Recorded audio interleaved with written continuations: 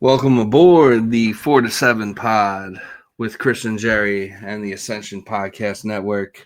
Shout outs to Middle Initial Pod. Before we get into it, make sure you of course are subscribed to our YouTube channel and the Middle Initial Podcast YouTube channel.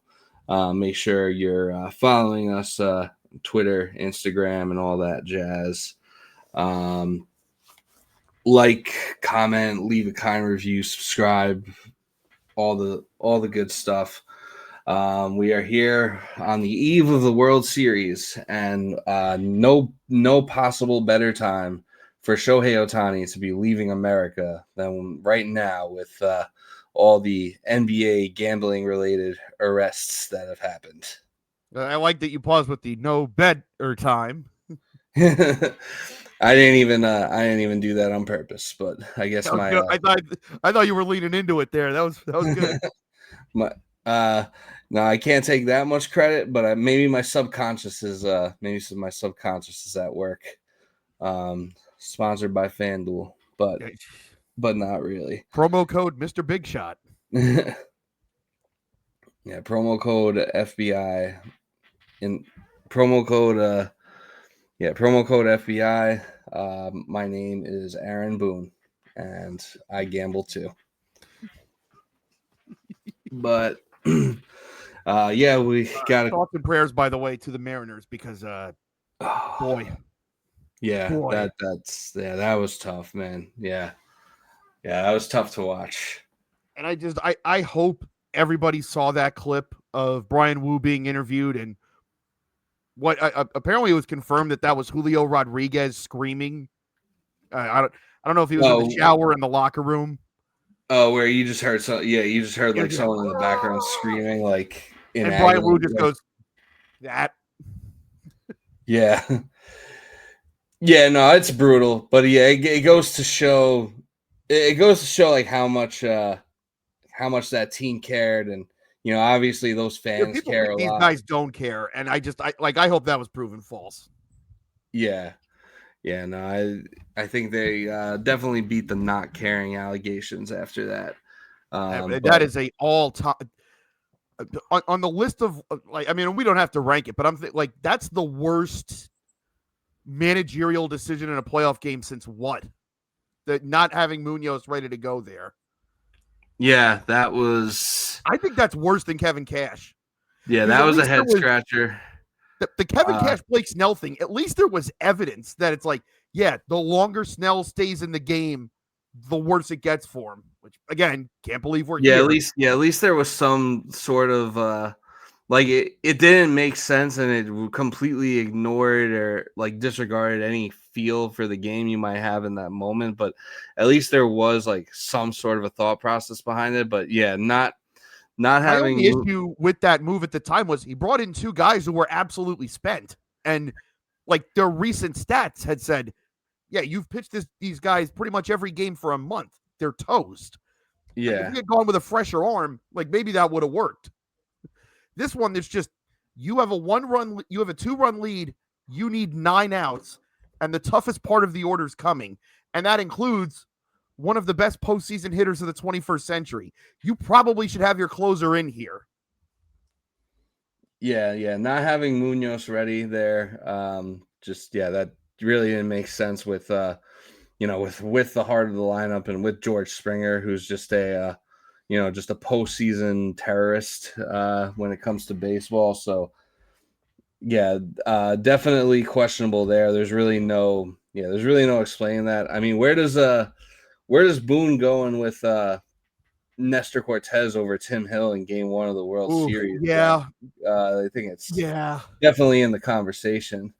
Yeah, because that is in the World Series, and I do think if the Yankees get the split in LA, that it's a very different series. Result might not have changed, but I think it would have been more than a series than it became. Yeah, I think it would have been a very different series. I think had they won Game 1, because we would have been in control. We would have been applying, it would have been we'd be applying the pressure on LA because LA had. Even if you lose Game 2, it's hey, we got the split. We got what we need. we stole one we stole one on their field. And yeah, like we would have been putting the pressure on them because it's like they were favored to win. They had the home field advantage. So I think like had we won game one, I don't know if we would have won the series, but I think it could have been very different because then you're looking at 2-2, a 2-2 series potentially, and then with Cole pitching 5. yeah, with Cole pitching 5, I don't know if things still transpire that fifth inning the way they do. But even then, like you'd still at least have another game to play.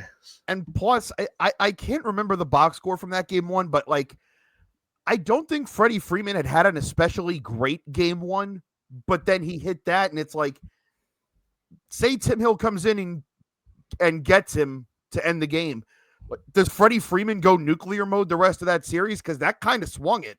Like, not just the fact that he hit that home run, but that it's that he kept going after that. Yeah, because so if you get him there, like maybe because I'll always remind people, he did not he OPS he did not play well in the NLCS. He wasn't good. Yeah, he didn't play well against the Mets in that NLCS. So, yeah, I don't know, but yeah, then he hits a home run the next day, and then he hits one in Game 3 as well. So, yeah, maybe he never really gets going if not for that. So, yeah, I would say those are definitely like the top 3 of the last 5 years that come to mind like right away as far as as far as poor managerial decisions in a big I got one. in a big spot in the postseason go. AJ Hinch leaving Garrett Cole in the bullpen in Game 7. Yeah, that's a good one. That was 6 years ago, but not that we're putting a timestamp on this, but that's another good one. Insert Dave Roberts move here. Yeah. It's like all these people are out Dave Roberts saying Dave Roberts, and he's about to win a third World Series. And like, I need the people that watch this, like, understand when it is his turn to go in Cooperstown, like we have to be there to shout them down. No, he's not. He was not a good manager. We are watching it actively happen with our own eyes. We know he's an idiot. Like it's hard to argue with the resume. Like you win 3 World Series as a manager. Like I don't know how you don't get into the Hall of Fame as a manager. That's what I'm saying. Like if he gets 3, he's going in. Yeah, but like I mean, I think even now he probably gets in with 2. But 3 would make it like I think because it'll be 2 and a couple other pennants, and like he's never missed the playoffs. They've won the West like 8 or 9 times. Like he's probably already in, but 3 would make it a lock though. Yeah, I don't think there's any manager that's won 3 that isn't in. But that it's gonna be one of those things where it's like, listen, I'm one of the few people that'll tell you Tony La Russa wasn't that good. Yeah, it's like you could be. Yeah, it's like I don't know. It's like you could be a Hall of Fame manager or a Hall of Fame coach and still like maybe not be a good coach or manager. Yeah. I mean, I guess I've kind of been thinking about this week, but like, how do you feel about this World Series? Well, I think my display name says it all. This definitely feels like the if you're a Yankee fan, I think this is the Cuck Chair World Series because it's you're watching the team that beat you this year against the team that beat you last year, and you kind of have to root for the team that beat you last year because otherwise it's the team that beat you this year that's also a division rival. That's also that also employs Vlad Jr., who I think is like, as far as like players that have beef with the Yankees, like in modern times, I feel like Vlad Jr. might be number 1. So we need to bring all our energy to back the Dodgers to keep that man. It hurts to root for the team that denied you a World Series last year, but we need to bring all our energy to back the Dodgers to keep that man ringless.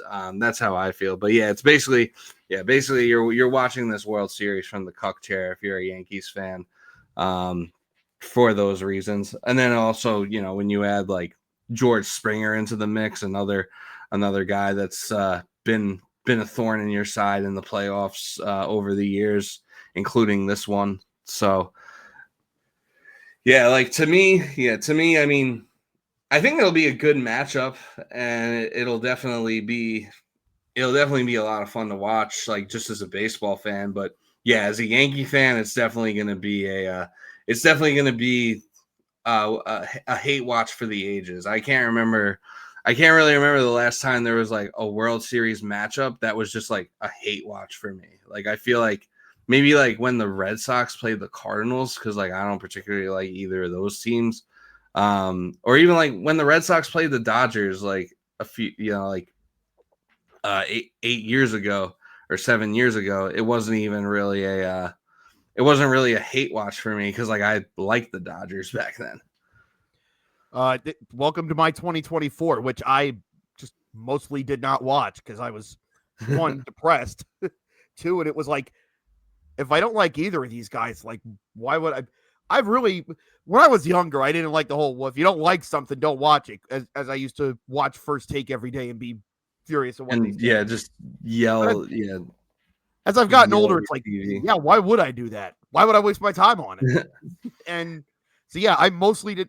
I did watch the Freddie Grand Slam last year, but like outside, and then I think I watched like The Last Out. Like that's it. Like Yeah, but everything in between you skipped. I have found myself in recent years though, like it's hard for me with my team not being in the World Series. So like it used to be like there used to be so many years where I knew the Mets weren't in it and they were bad, and it's like, well, I'll watch the World Series. Something's gonna happen. Yeah, you Yeah, never know what all time stuff might happen. And right. I've kind of felt like over the past few years, like the more I watch it, and it gets to the end, I feel like I've felt like this since 2015. Honestly, and I say this because I know I watched it. I felt this way when I watched the Cubs, was being like, when's our turn? Everyone else gets to be like, okay, you've won three. Like, how about now? Can we get the next one? And it's like after this year, it's like, all right, cool. Well, I know the Blues haven't won in 32 years, but I remember them. I remember those two World Series. They're Yeah, the first two I remember watching. Like, yeah, okay. yeah. I can feel you. Yeah, I feel you on that too. Obviously, not so much with baseball, but with other sports. I mean, watching football, like just feels like a huge, like any football game, really. Like even if it doesn't involve the Jets, it's like I feel like watching any football game like that doesn't involve the Jets is somehow a fuck you to the Jets in some certain way, because it's like I'm sorry. it's beyond like, oh, when's our turn? Like I know it's not going to be our turn anytime soon. It's more like, can something happen in this? It's like, can we get through this game with nothing happen where it gets related back to us, or where like I have to open Twitter and seeing like half my timeline like freaking out because like I don't know, because like Aaron Rodgers is like doing better now on the Steelers. Like, can we just Honestly, get through a game without like making it about ourselves? honestly, relatable. Yeah. I know that feeling very well. Yeah, or like when Mecole Hardman caught that Oh yeah, touchdown in the Super Bowl, it's just like, oh, of all fucking people. yeah. Like I'm kind of torn on that because it's like, yeah, I don't want the Dodgers to win because one last year, two, and maybe we'll get to it in a little bit, but I'm not one of these people that's like that. I think the Dodgers are ruining baseball because it's like we're a money team, so it's like I look at them as competition. It's like, yeah, we're trying to get the guys they're getting. I would, Yeah. I want to be them. So like, Yeah, yeah, we're trying to get I to can't where hate they them are. so much. But like on the other hand, if the Dodgers lose, Max Scherzer and Chris Bassett get rings. Why would I be happy about that? Yeah. But it's like, well, fuck. Why couldn't they do this 3 years ago? Like, Yeah, that's a tough one. so I feel like I'm. It's that meme of Mel Gibson, like, stay with me, Yeah. in the director's chair, and it's the dude playing Jesus with like the crown of thorns and like the blood coming down, and he's just like chatting to him. I feel like I'm that meme talking to you, but like, no, part of me does understand as a Met fan. It's like, yeah, when it gets to this point in the year, it's just like everyone just dunks on us. And it's like, we didn't even do anything. Like, what the fuck? Yeah, it's like, why are you talking about us? We Yeah, what haven't do you fuck played. me for? We haven't played baseball in like a month now. It's like, what are we doing?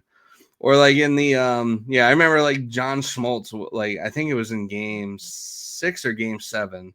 I think it was game 7 where he brought up something. He was talking about like some Yankees like slugging stats or something like in the middle of the broadcast. And I'm just like, what are you talking about the Yankees for, John Smoltz? Like, we're not playing in this game. We haven't been playing, we haven't been playing in 2 weeks at that point. I think it was like, now I don't think he was necessarily dunking on us. He may have been trying to like do some like, comparisons to like our lineup versus theirs and, Judge versus Cal Raleigh and stuff like that. Like, obviously you're going to get like Aaron Judge's name is going to be mentioned like when Cal Raleigh does something, just because like that's the that's been like the hot topic of debate for pretty much like the last like 2 or 3 months at this point. But yeah, So, no, I guess this is the big question of the series. I think we're both in agreement about who's winning it. Yeah, I would say so. But I think what everybody wants here, who, doesn't have a dog in the fight, but it's like, all right, it's the last baseball games of the year. At least be interesting. Right. How does Toronto get this to 6? I think that's if Toronto gets this to 6, then job well done, because I just don't see it. Yeah. I think there might be a path to 6. I mean, I think they're going to have a really hard time, even at home. I think they're going to have a really hard time winning either of the first 2 games against, because you got Snell and then you got to face Yamamoto in game 2. The last both I of whom checked, are developing very sterling playoff reputations. yeah, like Snell's ERA this postseason is like under 1. It's 0.86, and he has 28 Ks. And then Yamamoto, I think, his ERA is 1.83 with 18 Ks. And, for the Blue Jays, looking at like the pitching matchups for this series, like it doesn't look like the Blue Jays even have pitchers listed beyond like game 1. It does need to be credited to Trey Savage. I know I've mentioned on here before about Trey Savage is good. I've mentioned before about Michael Conforto when the Mets won the pennant in 2015, started that year in the Florida State League, and then had a 2-homer game in the World Series. Trey Savage started this year in the Florida State League, and it's now a low A league. When in 2015, the Florida State League was high A. It's nuts for someone to go from high A to the major leagues in the same season if the major league team is bad. It's exceedingly rare if someone goes from high A to the majors and the major league team is good. And and then you're pitching in the World Series. Yeah, it never happens that anyone gets from low A to the major leagues in the same season, regardless of what the team's doing, what the major league team does. Like that is in 6 months, he's going from low A ball to starting game 1 of the World Series against the next dynasty in the making. That's insane. Yeah, no, that is wild.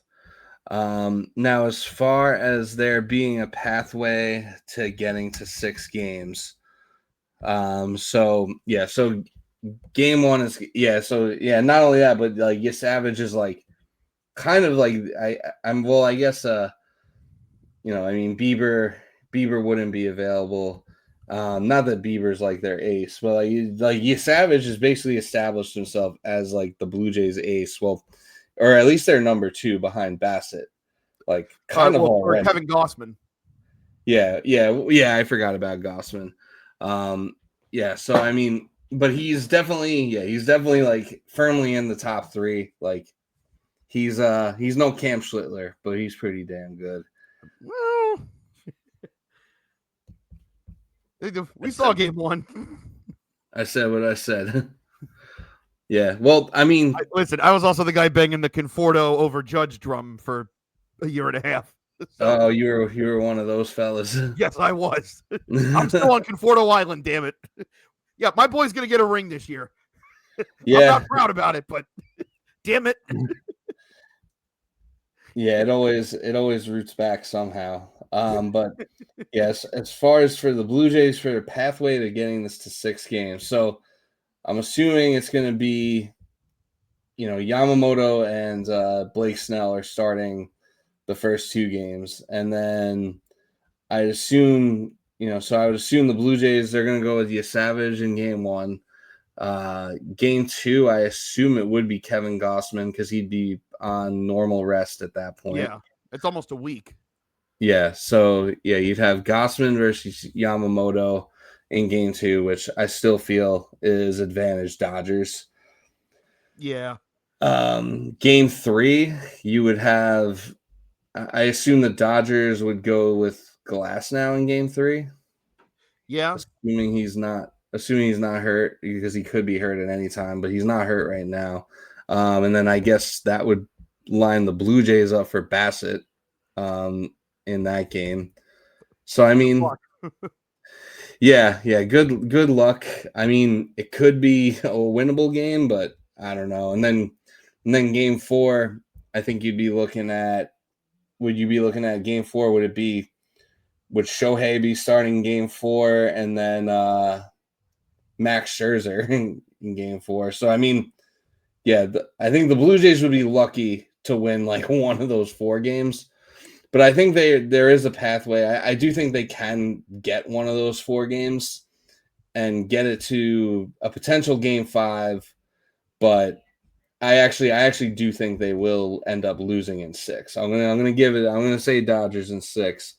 So I'm gonna give the Blue Jays 2 wins. I think the Blue Jays will win the first 2 games at the very least. Probably win game 3 too, and then I think Dodgers will win the first. Yeah, I think Dodgers are going to win the first 3 games. I think then the Blue Jays will win 2, and then I think the Dodgers will close it out.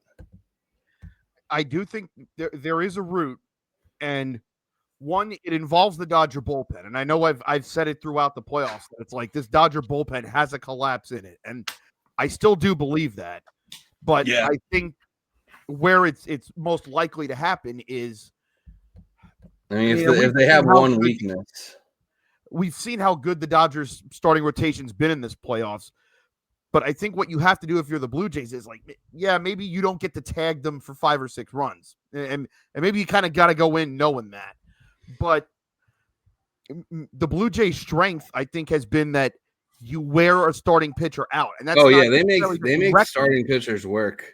But yeah, like make it so that like when it's the 5th inning and one of those guys is already at 78, 80 pitches, make Dave Roberts have to either press the button to go to that bullpen that we know he doesn't trust, or is it, all right, let me see if I can squeeze one more inning out of Glass now, or one more inning out of, like, all right, I know he's laboring a little bit here, but like I don't want to have to go to my bullpen in the 5th inning. Right. I really don't want to have to go to him in the 6th.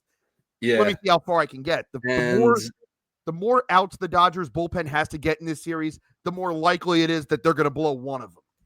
Yeah, and the bullpen might even be a little bit thinner because Alex Vesia is away from the team, which was just announced dealing with personal family matter, which that never sounds good. Yeah. I mean, if it's something that's keeping him away from the team the day before the World Series, as the World Series is starting, it can't be good. Yeah, prayers to him and his wife. I don't like the sound of that. Yeah, no, best wishes to him on a very serious note.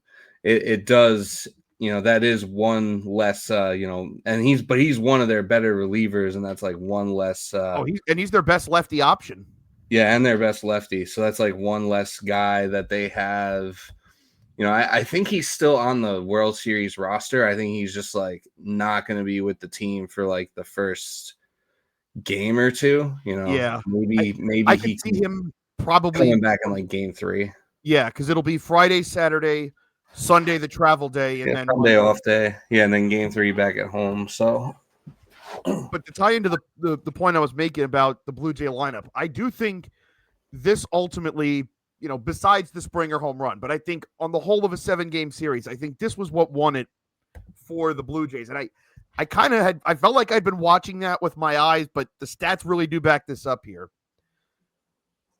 The 1 through 6 hitters in the order for each team in the ALCS. The Mariners hit 273 with an OPS of 935, 14 homers, and 28 RBI. The Blue Jays 1 through 6 hitters hit 265 with an 811 OPS, 7 home runs, 21 RBI. The 7 through 9 hitters in the 2025 ALCS.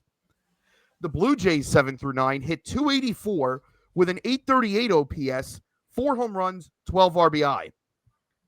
The Mariners 7 through 9 hitters hit 113 with a 365 OPS. That's the series right there. Yeah, that's the difference. That's the difference. That's the answer. And and John Schneider making less poor decisions than the Mariners manager. Yeah. But yeah, I mean the Mariners did have quite the black hole at the bottom of their lineup. I mean, they just kept trotting like Dominic Canzone and Leo Rivas. Yeah, Jorbiting my Rivas and who's the other guy? Oh, who's the no, not the catcher. Or not Naylor. Was it Victor Robles? He's in like the he was one of them. Yeah, so I think I remember I said at one point in one of my group chats, I'm like, I think Seattle has the better 1 through 5 in the order, but Toronto has the better 1 through 9.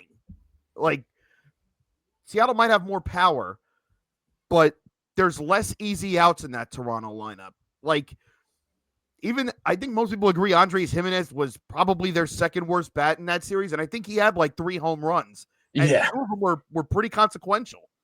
Yeah. So it's like when you get to Andres Jimenez and it's like, okay, well, I can get over with junk here. Like it's not a problem.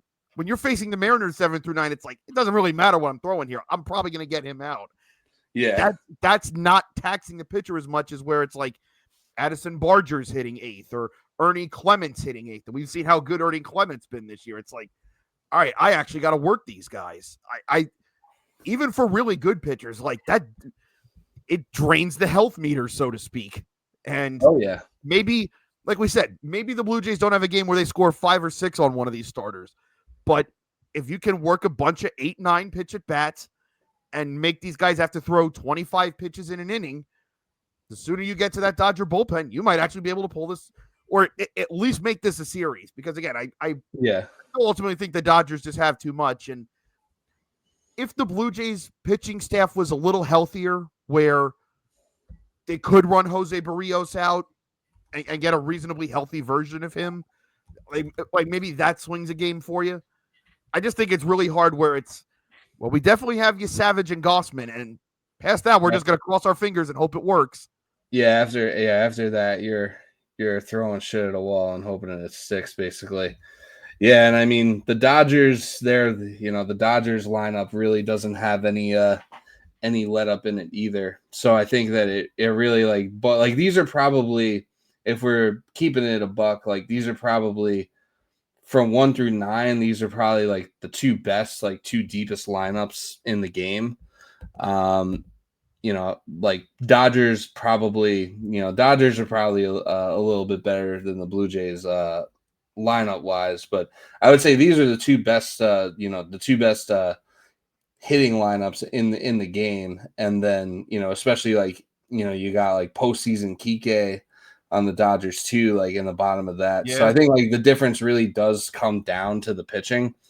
And I mean, credit to the Blue Jays, because I do feel like their pitching this postseason has kind of overachieved.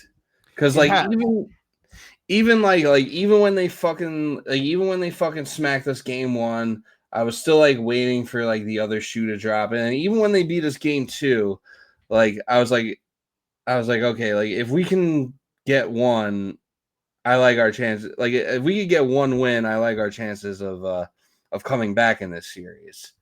But it seems like it's just every time that we, even in our series, they kind of did the same thing to us.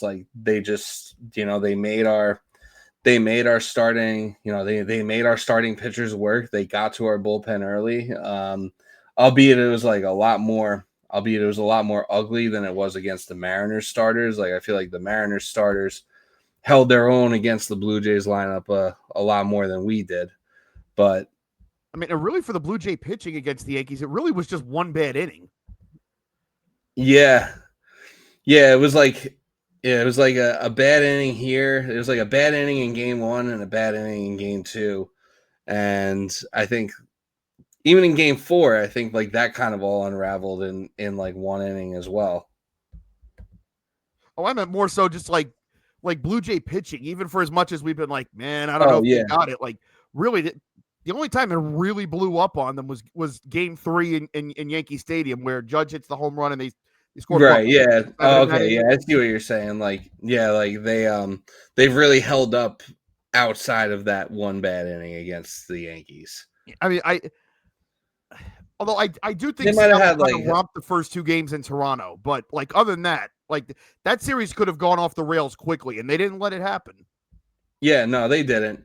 Yeah, so like credit to them. Like I feel like their pitching has been overachieving, but it's like I feel like at a certain point that's got to come. I feel like at a certain point, like they kind of got to regress back to the mean. Yeah, So, I don't we're, know. I forgot to mention the what would by far be the worst part of if the Blue Jays won would be IKF getting a World Series ring. oh. And I mean, well, I guess Bo Bichette's coming back, so and he's gonna be like ready for the World Series. So I've seen people say like maybe you just DH Bichette and just make Springer play a corner, which I get why maybe you don't want to put Bichette in the field, like especially if he's going to be in an up the middle position, like that matters.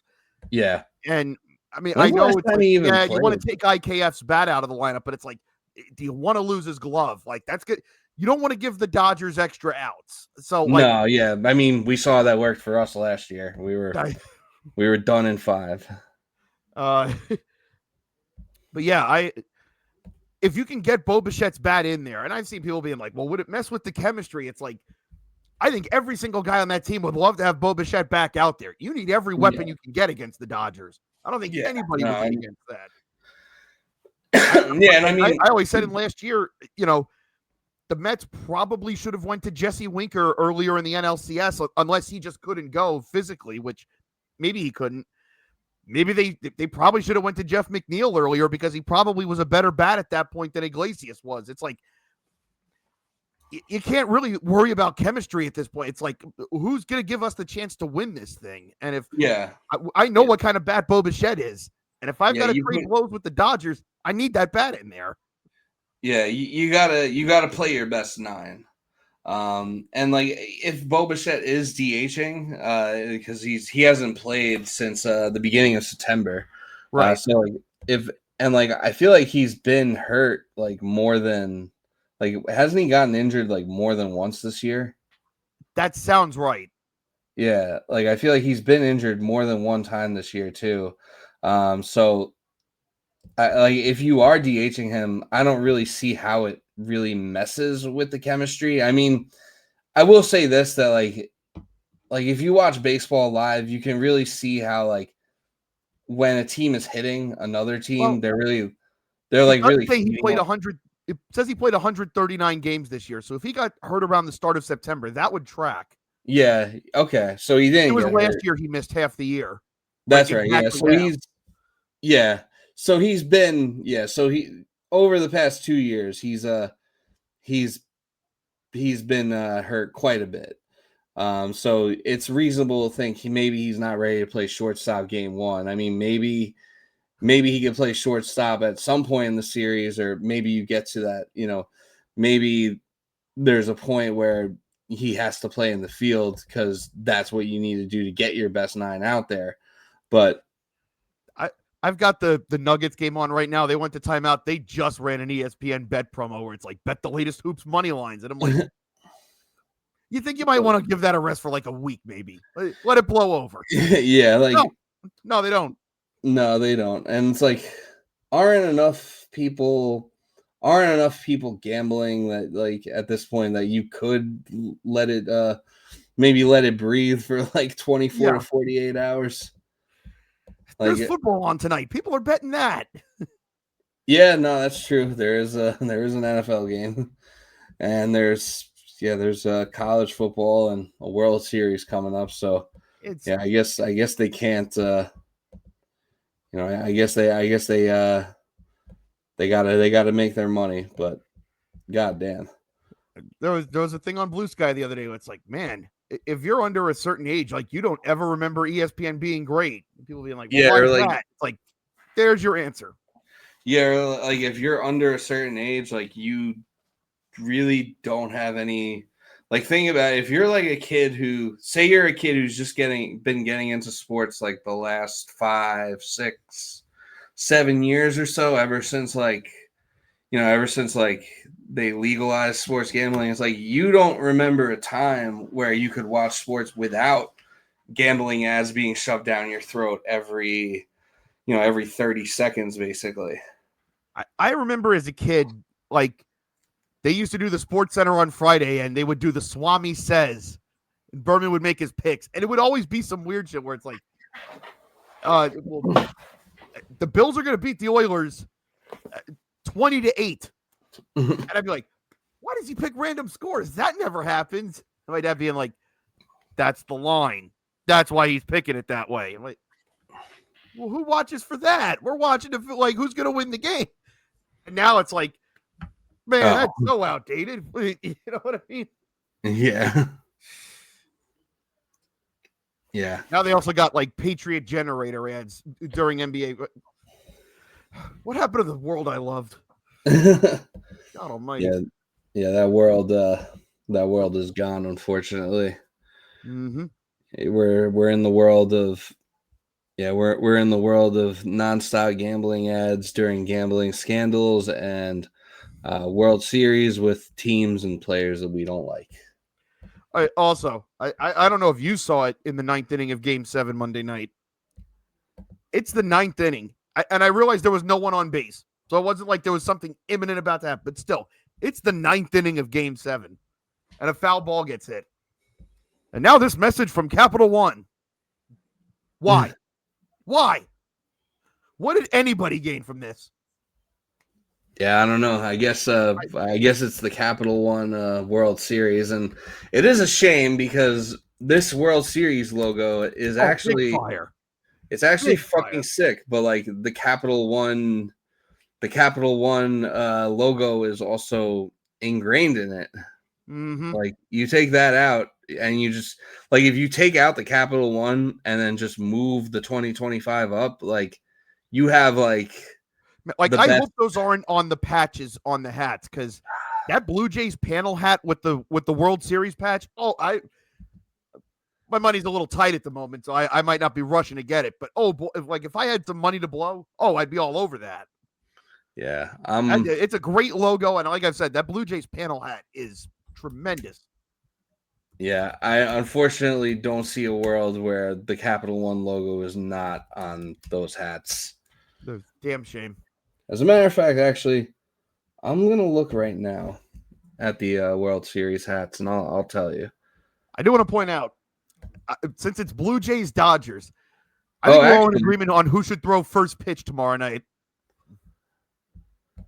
Shohei Ohtani. It's the Shohei Ohtani Bowl. You're burning up. You're burning up. You're right there. John Morosi. True. He was the one who said Shohei was going to Toronto. It kind of feels like it could Oh always. yeah. That was his. That's right. That was his report that Shohei Ohtani was on his way to Toronto to presumably sign a contract. If we're being serious, though, it's Dave Stieb, and I feel like we have a good ball-knowing audience. But for those who may not have caught it, I know we talked in one of the shows recently about the SB Nation history of the Mariners doc, and if you haven't seen that, you should see that. But since the Blue Jays are in the World Series right now, if you haven't seen the doc that they did on Dave Stieb a couple years ago, I highly recommend it. Was that the one? Was that the one like the best athlete named Dave or whatever? Well, they did the Bob emergency Yeah, they did the with Bob that. files. Yeah. But Dave Steve's career is interesting. Like they kind of cover all of it, and it's just kind of wild that like if you ask someone, a Blue Jays fan, like who's the best pitcher in Blue Jays history, if they don't say Roy Halladay, they'll say him. And he wasn't a pitcher in college. He was playing in college, and his team, like, they were in a weekend series where all their pitching was spent. And they're like, all right, well, we got to keep him fresh for a game. We got to throw somebody out there. It's all right. Well, who's got the best arm out of all the hitters? It's like, well, it's Dave Steve. All right, you're up. And they're like, he's actually good at this. So he's like, I'm going to try to make a career out of this then. And he goes with the Blue Jays, and he basically was there from the beginning with them, or like maybe 2 or 3 years in for the Blue Jays, and then he was there through 92. And he got screwed out of multiple Cy Youngs, they'll point out, like rightfully, when you go back and look at it. He took 6 no-hitters into the 9th inning. He threw 1. He lost 3 with, I believe, 3 or 4 with 2 out in the 9th inning, 1 being a perfect game. And at the end of one of his seasons, he lost back-to-back no-hitters with 2 out in the 9th. Just like some of the cruelest luck you'll ever see for any baseball player ever. And then when the Blue Jays finally won, he was hurt in 92, and then they let him go after that season. Damn, so he wasn't on the in 98 at 40 years old, because like they brought him into spring training. They're like, hey, you just want to throw BP to a few guys, or just come in and talk to some of our young pitchers? He's like, yeah, I kind of miss being around. I'll do that. And they watched him throw, and they were like, how you feeling? It's like, better than I thought. Like, you want to give this a shot? Yeah, I do. And he ends up making it up to the roster during the season. But it becomes a whole thing of, well, he got to go out on his terms, because he was just like, he wasn't as competitive. He was just like, all right, I'll pitch from the bullpen. Like, I'm just glad to be out here. And he wasn't always that way. But the thing that hurt him was because he had retired in 93, and then he made it back up. That pushed his Hall of Fame clock back. So when it really was his turn to be on the ballot, he couldn't be there because didn't know him as well as they should have.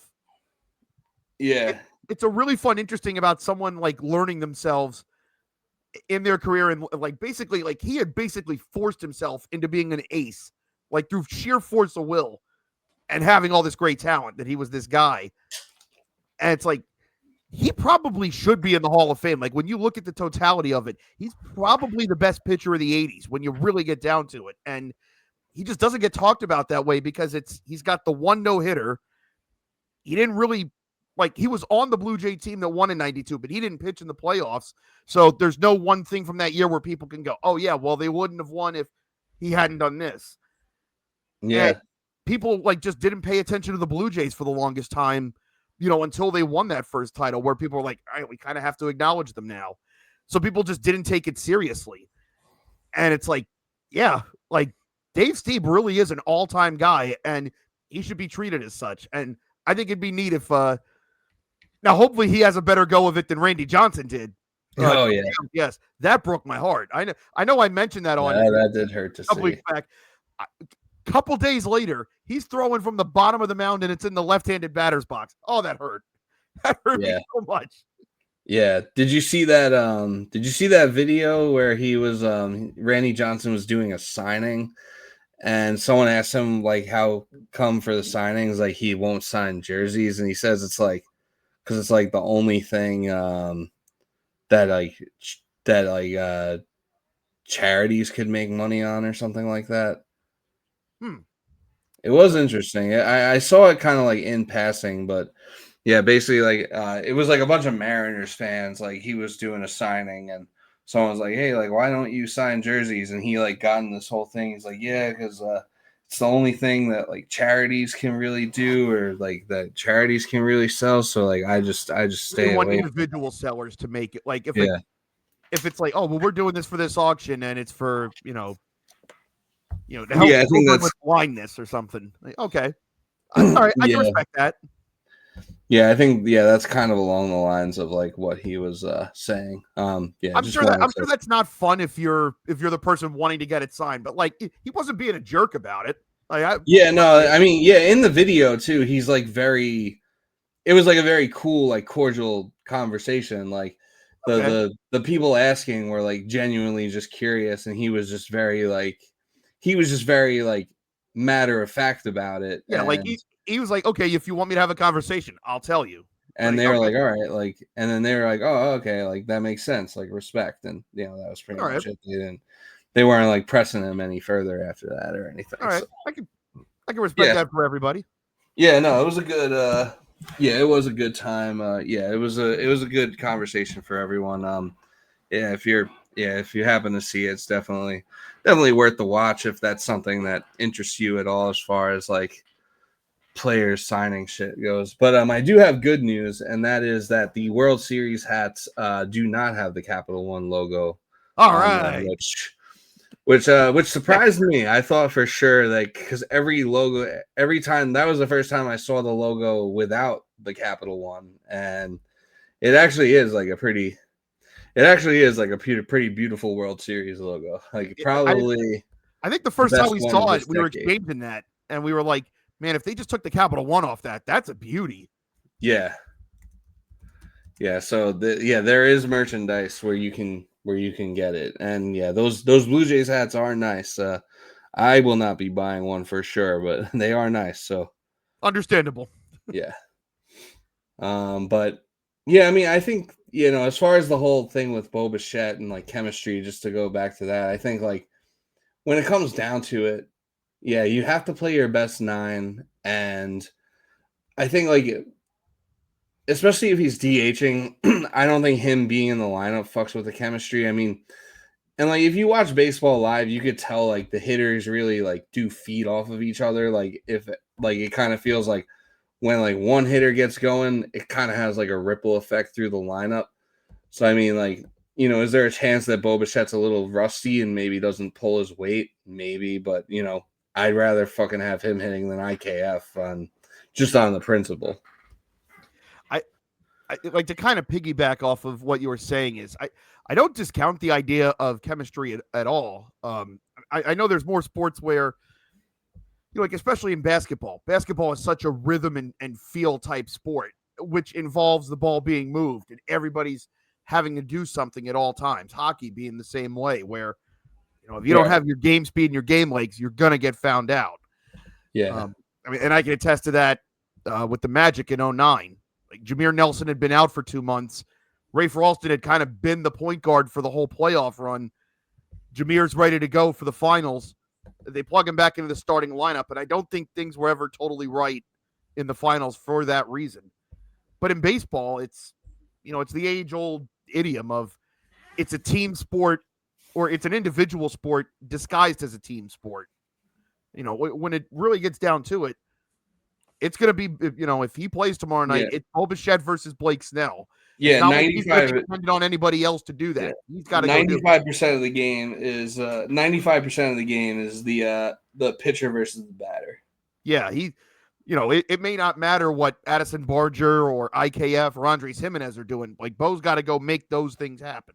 So I do understand the defense argument because that's Jimenez's. It's one of his two big skills for why he's out there. It's his defense and his speed, and that can help. I know Ernie Clement's been the same way. He's a good defender who actually has been swinging the bat pretty well. Also, this marks the third time now that the Blue Jays have gotten a pretty good third baseman from the A's. So, Yeah, that just seems to be like a semi-annual occurrence. yeah, for anyone that ends up becoming a Blue Jays executive, just look at what the A's are doing, who they're playing at third base. It'll probably work. Yeah, And even with IKF, tried and true. as much as I know that this is not going to be a popular thing to say here, he does play defense. He And does. I know it didn't always work out well in New York. I know his defensive numbers are good this year in Toronto. So I get the idea of, and like we said earlier, Overall, he's pretty short-handed, and he can play. He can play a lot of different positions. So obviously, he's going to be. He'll be involved. and like we said, especially in the World Series, you don't want to give the Dodgers extra outs. It's like Right. If you've got a chance to short circuit an inning because you've got good infield defense, like go do it. So I don't envy it because it's one of those things where if, Bo Bichette comes back, like say he goes in and he's physically fine, but it's not like he's had a chance to go on rehab somewhere. And because I guess the first example that leaps to mind for me, and obviously this isn't the same thing at all, but I remember when when they were talking down the stretch in 2016 where it's Schwarber's going to try to come back for the World Series if they get there. And I'm like, how? I'm like, well, How in the first hell? off, it's going to be too far. He's not even going to have minor league games to rehab. Like, how would they even do this? And they're like, well, they're going to send him to Arizona fall games. Like, that's so he can, he can face professional pitching, work on his timing, that sort of thing. It's like live at bats. And it's like, well, I assume they would probably only DH him. Like, okay, I guess that makes sense. Yeah. But I don't think I've heard them. I know the Mets actually did that with McNeil last year. While he was waiting to come back, they had him go to the Arizona Fall League. I don't think I've heard that with Bichette. So, he'd be coming in cold. And, say he plays every game and he hits like 120 for the series. Then it's, well, why'd you do it? It's like, I don't think it'll be. If the Blue Jays lose this series, I don't think it's going to be because he played, is what I would put it down to. You'd rather that than you lose that series and go, man, what if he gotten us like those 2 more hits we needed? You know what I mean? Yeah. Yeah, no, I think, you'd rather have him than not have him. It's definitely there's definitely a little bit of a damned if you do, damned if you don't to it with Bo Bichette. But yeah, IKF could just as easily and more likely hit 125 in this World Series. And then it would be like, oh, well, Bo Bichette was healthy. Why wasn't he on the roster? Right. So, like, if you don't win, like, those questions are always going to be asked in either direction. And I will also never fault a guy for trying to leg it out in a postseason series through injury, because 100%. This kind of goes back to what we were talking to at the beginning with the Mariners. It's like, people get on players now. It's like, these guys don't play. The slightest little bit of discomfort and they miss 6 weeks. And it's like, we don't know what these guys have been doing to like Kyle Schwarber came back from an ACL inside 7 months. So that he could DH in the World Series and then ended up starting the rally that won them the World Series. It's like these guys bust their they know they're not guaranteed to get back here, and so they need to get that arrest in this next week and a half.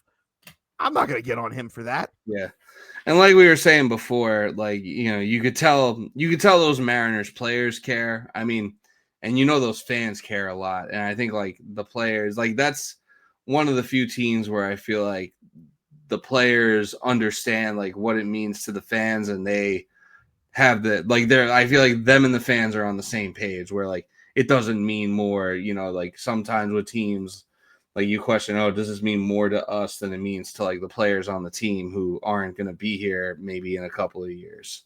But I think with like Seattle, I think like they were all like on the same page as far as like what it meant to the team, the city, the franchise, everything. I think when you're on the team that you're the only team that hasn't made the World Series, I'm sure you get reminded of it. I'm sure you get asked about it a lot when you're in the city. Like, you guys are going to do this, right? Like, not in a pressure sort of way, but it's like, can you guys please be the ones to do it, please? Like, so I understand, like, and not even get like not to put the pressure on, but it's like, yeah, we just want that feeling once. Like, you guys are good, right? You can do it. Yeah, you guys are good for it. So it's definitely.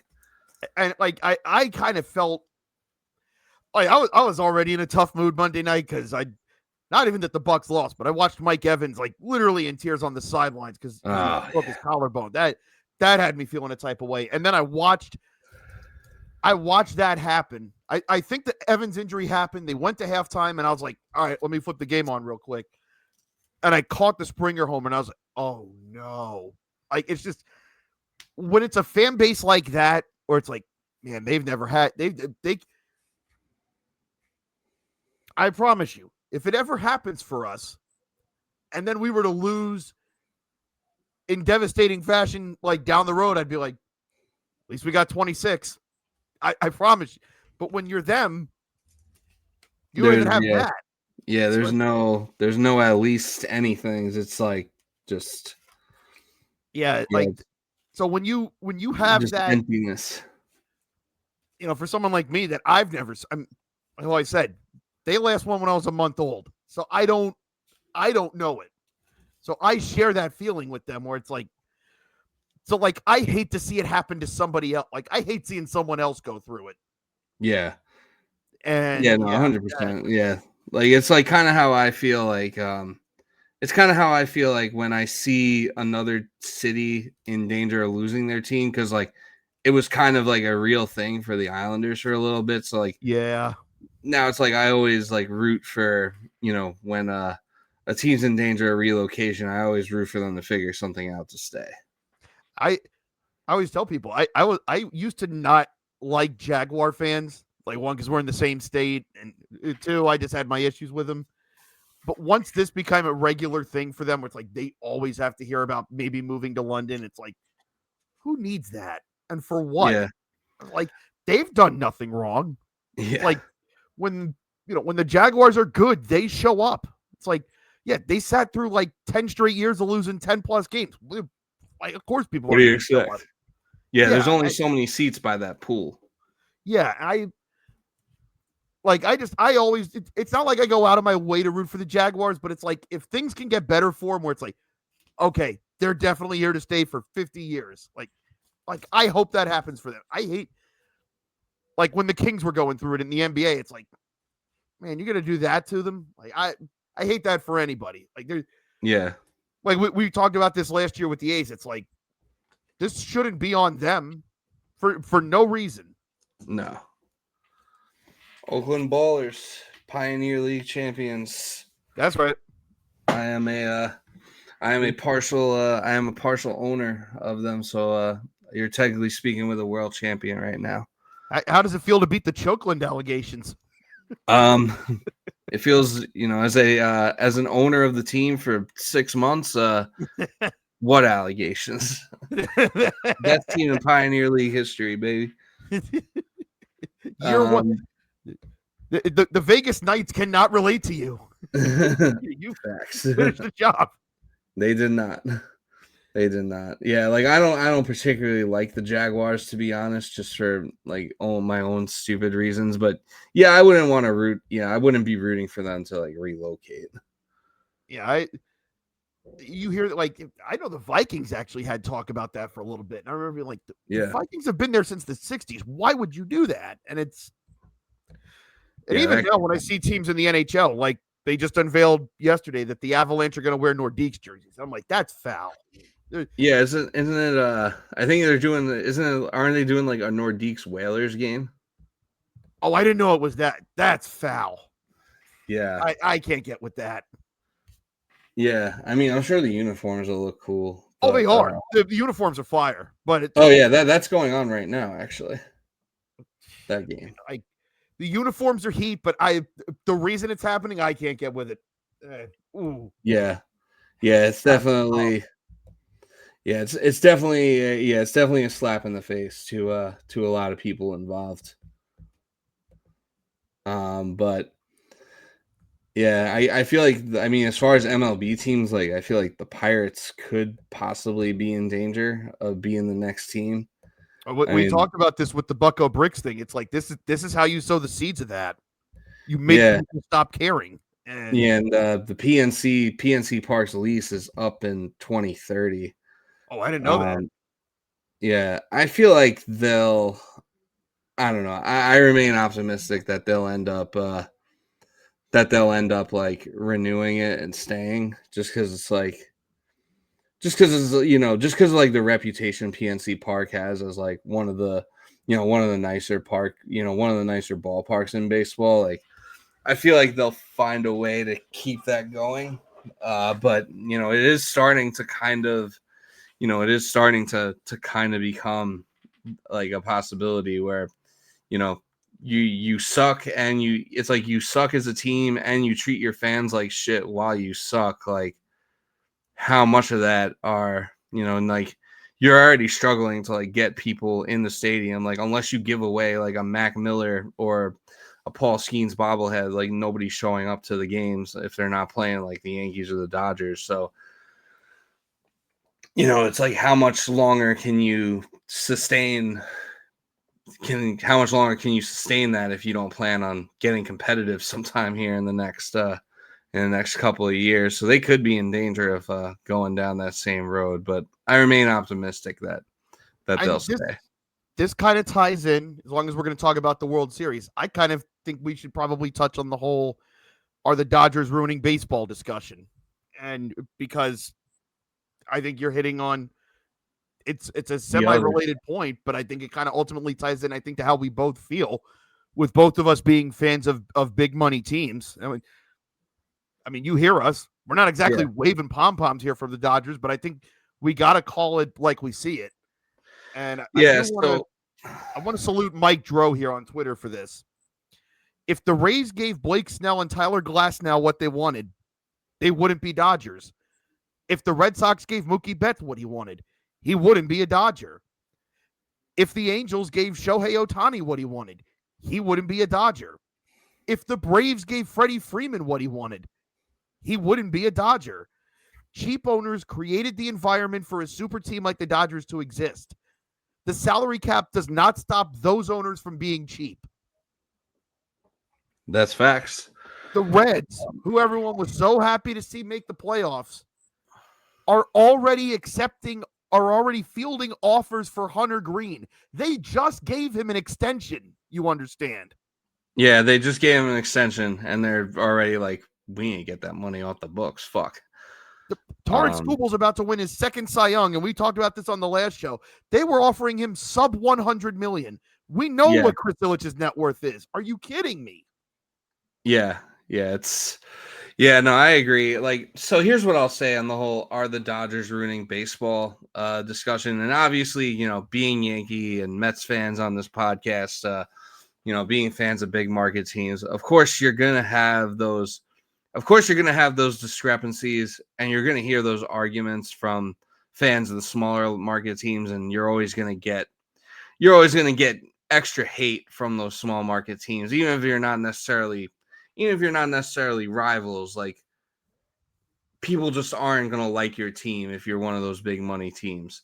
The one thing I'll say about the Dodgers, and what makes it a little different than what everyone else is doing, is like they are kind of deferring money to an extreme. Now that's fair. And I'll hear that. Yeah, and I think that in the next CBA, I think something is gonna have to be done by that. I mean, push comes to shove, though, the richer owners, though, and I mean all the owners are fucking rich, but the owners that are shelling out, more of the revenue and the higher payrolls, at the end of the day, they're gonna get what they want. But I would say that something does need to be done about the deferring money. Like, there should maybe be some sort of restriction as to what you can do with that. Because, with the Dodgers, it's gotten a little absurd how they can just sign anyone they want by just deferring the contract. Like, Shohei Ohtani is making $2 million this year. And part of me, in a way, respects Ohtani being like, hey, look, I'm not asking you to give me $50 million a year. Like, I don't want to mess this thing up. I came over here because I wanted to win. What do I got? How can I help? Like, you want to push this 15 years down? All right, it's fine. Listen, I'm getting offers like you wouldn't believe. Like, I got the New Balance bag. I'm fine. Yeah, all that stuff. You should see the endorsements I get back home. I'm good.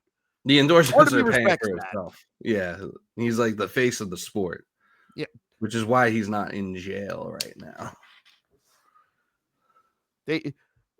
They want to say he's got a translator, and there is video of him talking to Cameron Brink in perfect English. I hate it. I think even so much. When the whole thing first came out about Ohtani and Ippei, when that whole story first broke, I think like someone even mentioned like I think Trout at one point said like, oh yeah, like Ohtani speaks really good English. Like, he mentioned it like in an interview once. Well, now before everything went down. I don't want to necessarily say that means he's guilty, because that's the thing that we've always known about Ichiro is like, yeah, if you really need him to speak English, he'll do He an can interview. do it. Like he has that interview with Bob Costas. We saw how good of a speaker he was at the Hall of Fame thing. Didn't he? Didn't Ichiro once say, "Who the fuck is Tom Brady?" Yeah, he did. Um, yeah, he gave a great Hall of Fame speech. I think this is true for Latin players too. They probably can, if they're comfortable with you having a conversation, and like if you really needed them to, they could. But I bet these guys are like, yeah, I don't want to get up here and say something that I didn't know that I meant. Yeah. You know, I know it is one thing, but you guys know it is this thing, and I don't want to say something that causes a whole fuss. So I'll never get on non-English speakers being like, you know what? Let me just default to this. Certainly. Yeah, no, yeah. Like if you, yeah, I just remember Trout saying that as just as far as that whole thing went. Speaking of Mike Trout, did you see the story that came out about they've got the guy who supplied Tyler Skaggs, they've got him on trial.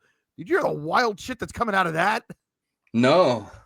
Let me pull it up, because I had this in one of my group chats, and this was insane. This is from the middle of an article. He was questioned about and admitted to conducting dares in the clubhouse, some of which he said included then teammates Albert Pujols and Cole Calhoun. They involved Kay eating a popped pimple off of Trout's back. Wait, who ate a pimple off of his back? This was I think Eric Kay is the guy's name. He's the one that supposedly supplied the drugs to Tyler Skaggs that killed him. Oh. And what? So they were like making Eric Kay do weird shit in the locker room.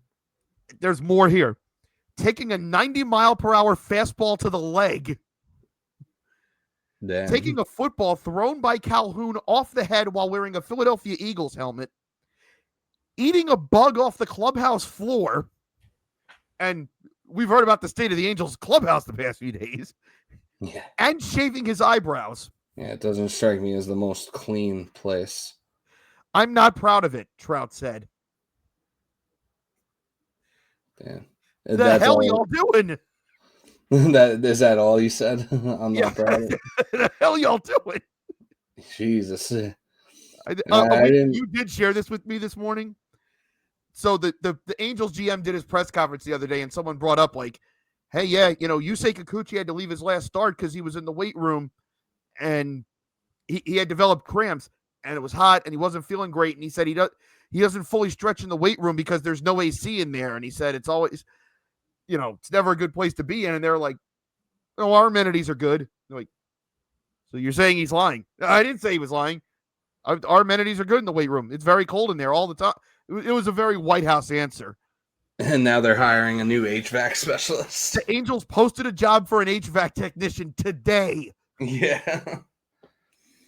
Quite literally the first ever freezing cold take.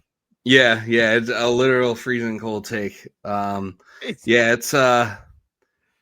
think I know where I stand on who's really ruining baseball.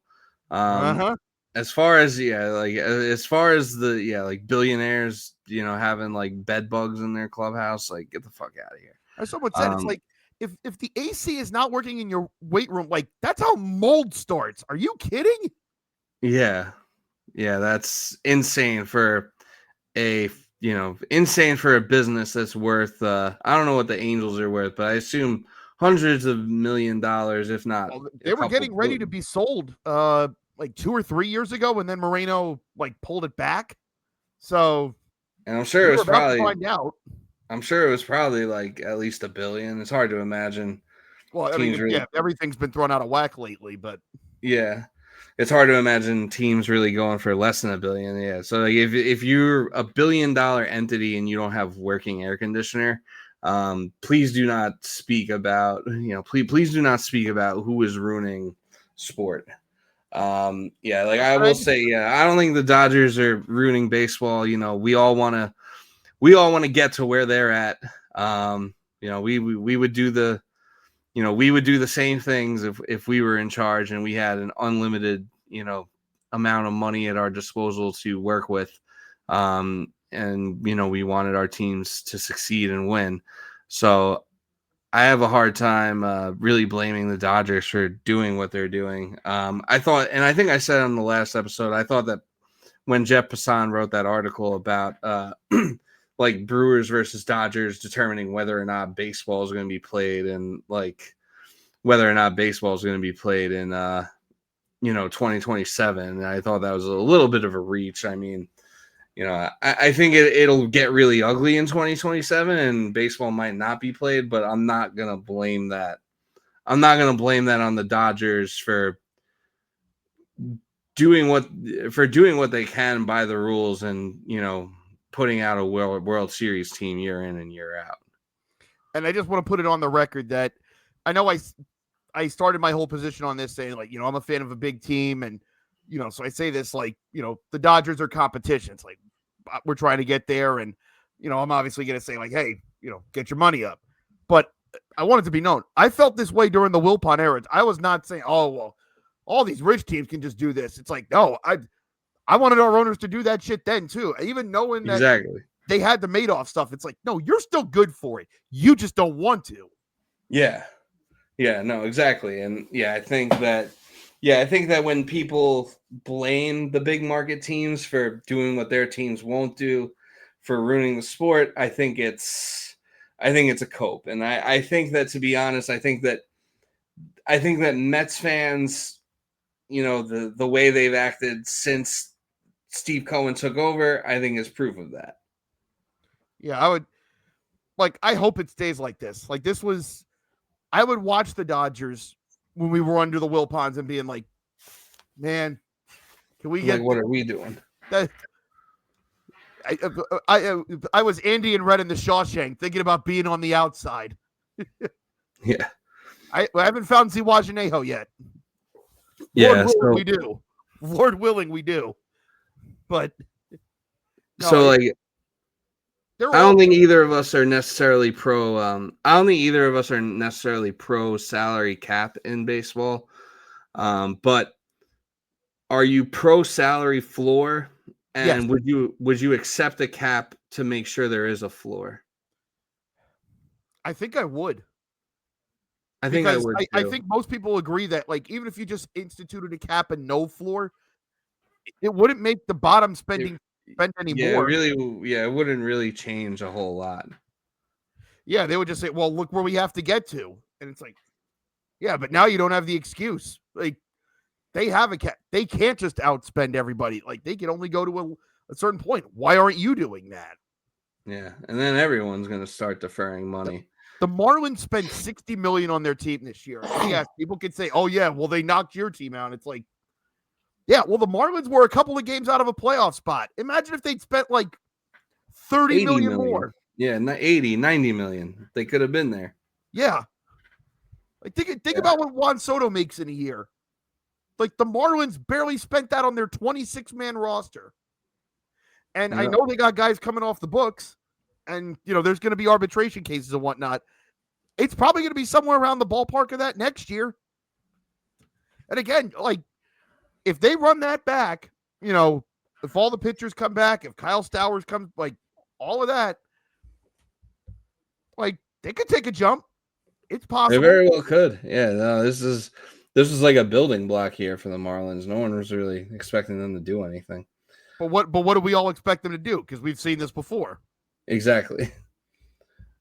Yeah, so I mean, should be a building block year, but will it be remains to be seen. So I mean, I'm pretty sure after both of their World Series that they won, like, they pretty much made it known even before they won the World Series, like, yeah, like, this is it. Like, we're gonna sell everyone off after this.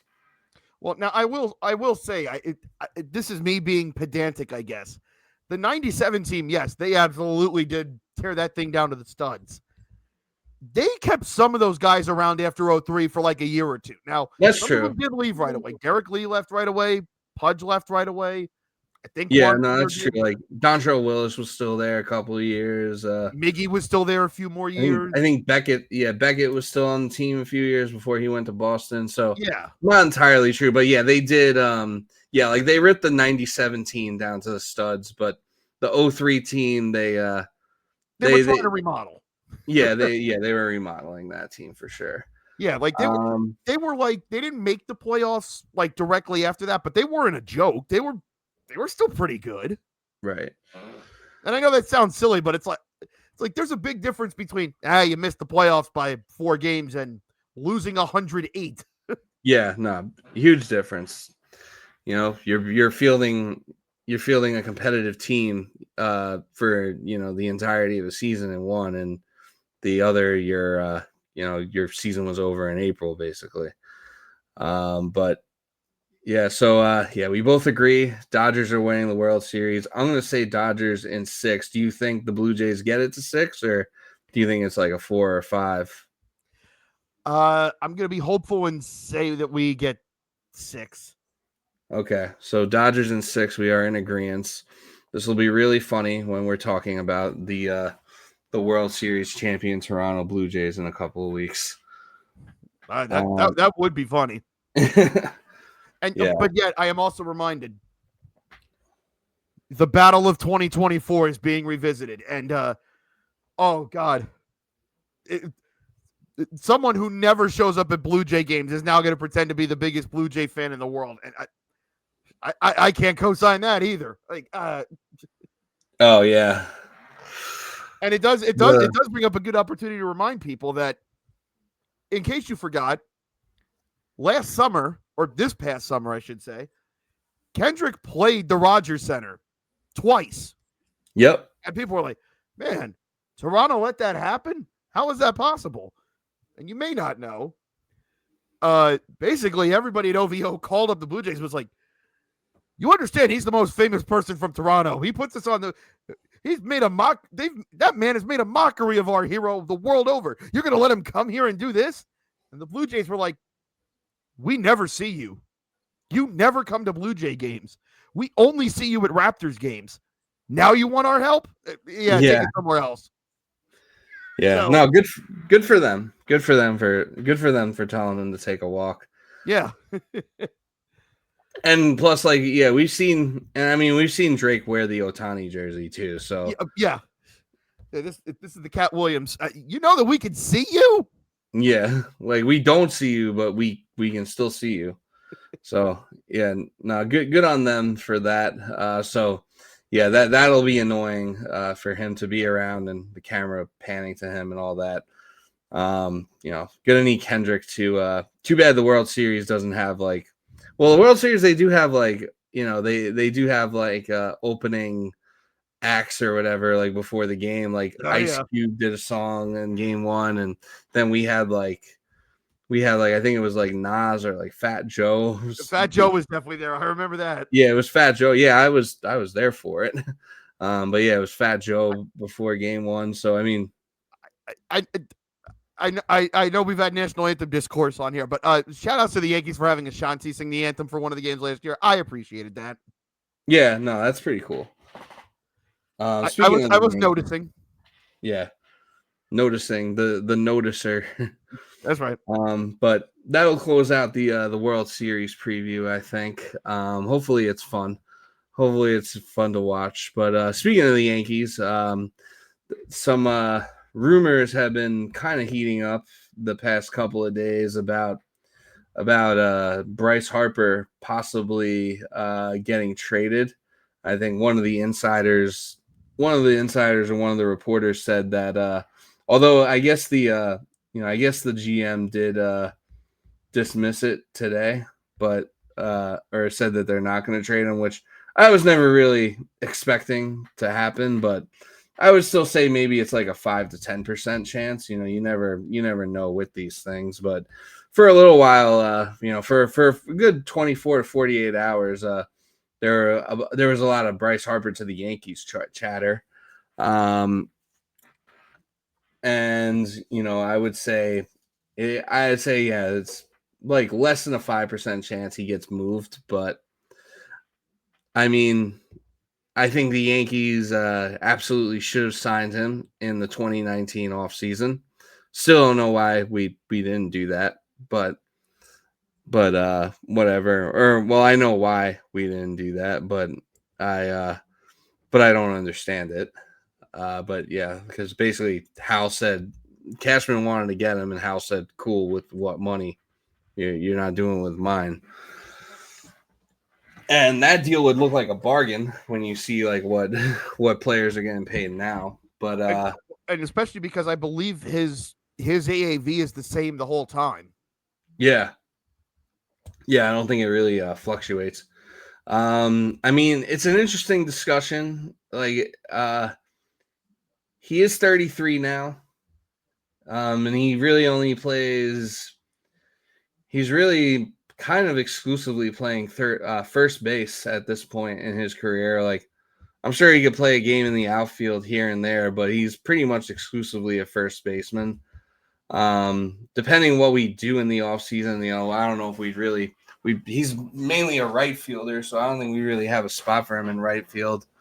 I would see him as, if anything, I would see him fitting in as more of like a platoon DH. We could just have like a 2 or 3 headed monster at DH with like Bryce Harper and Giancarlo Stanton and whoever else. But I mean, we got Ben Rice, and Ben Rice was kind of like the biggest name that was being pulled up, like that was being mentioned as like compensation, like who we'd be sending back in a potential trade. And if it's Ben Rice, then you can keep Bryce Harper, because I think Ben Rice is a star in the making, and I think I'd rather have him going forward. Well, now That might sound crazy, but two things. You talk back about that 2018-19 offseason, and I'm sure there were people that were, why do you need Bryce? We have Clint Frazier. Yeah, that's true. There may have been some of that. I mean, I definitely was not. I definitely wasn't one of those people saying that, but I would say this in response to that is that I think that Ben Rice has shown you more to believe in than Clint Frazier did at that point. Like, I think Clint Frazier at that point, like, people were still in love with the idea of Clint Frazier. Like, Ben Rice, by all accounts, had a really good 2025, and it should have been a lot better, because no hitter in baseball got more unlucky than Ben Rice.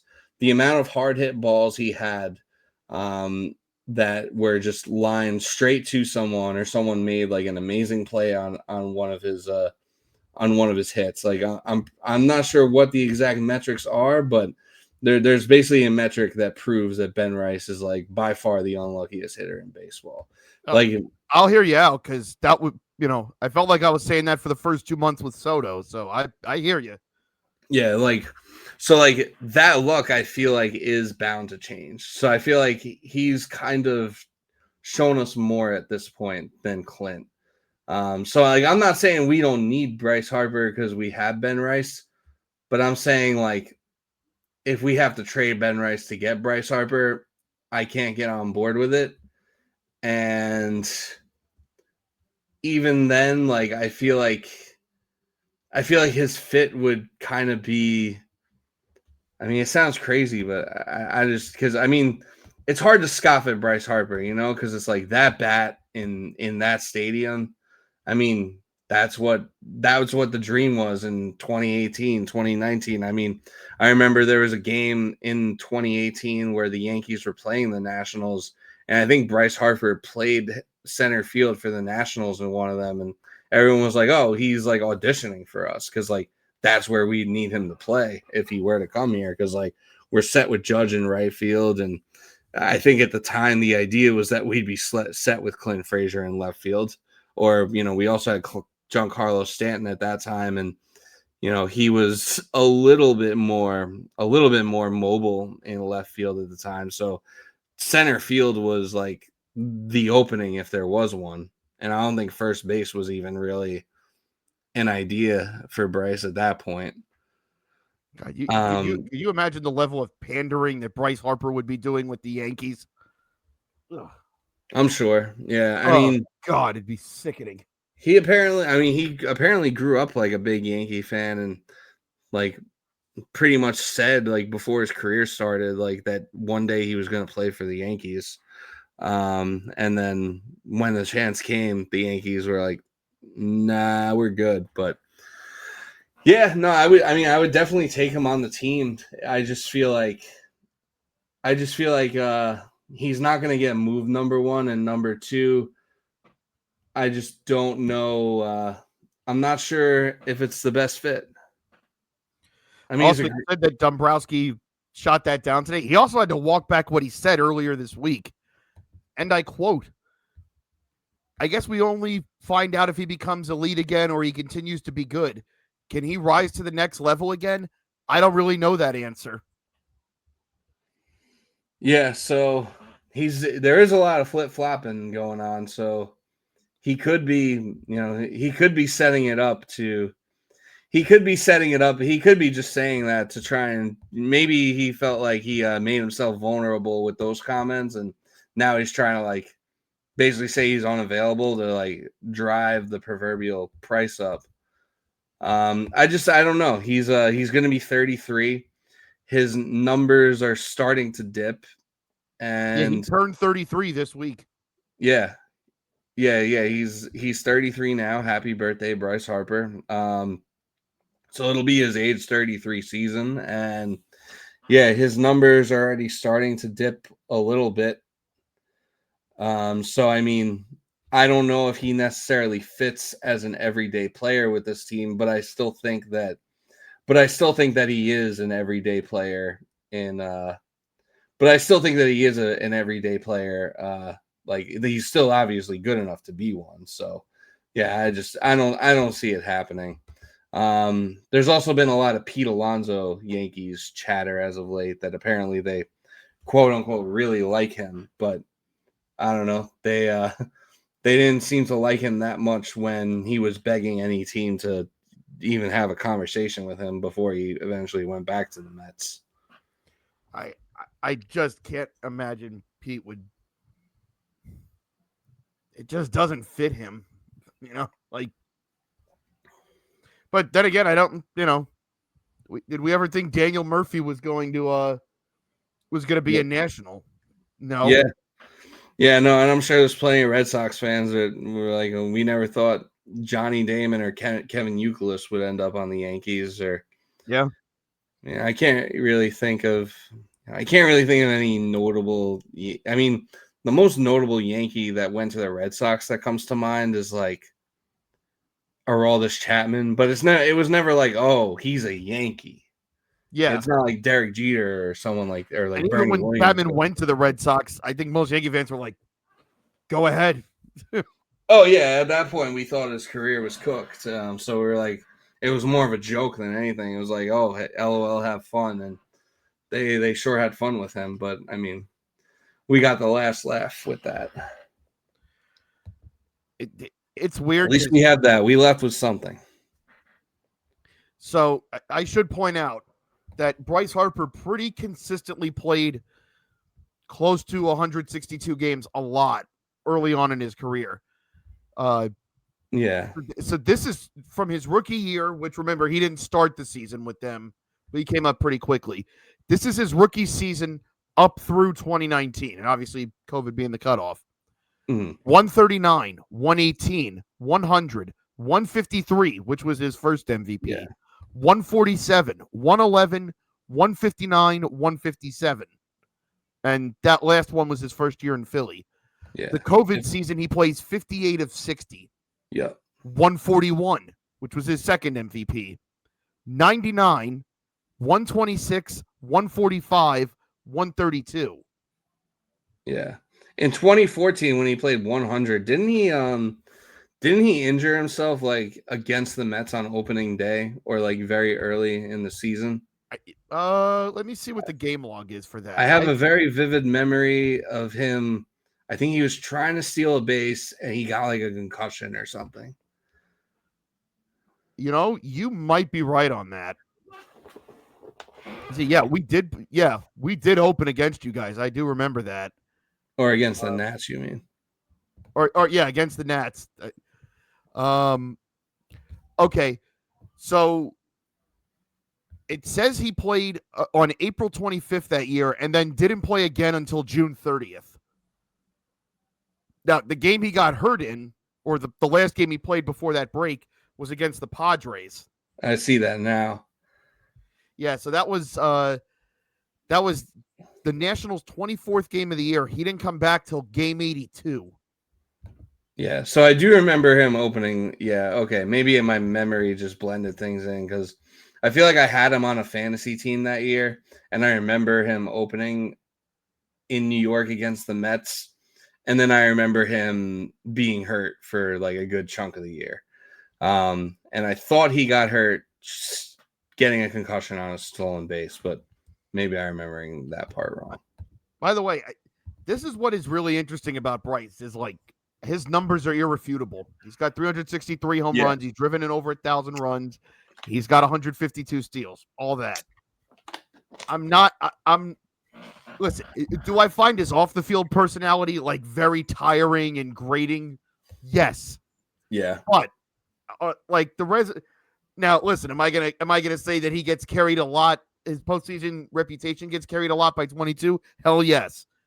But I'm just pointing out that this is very odd.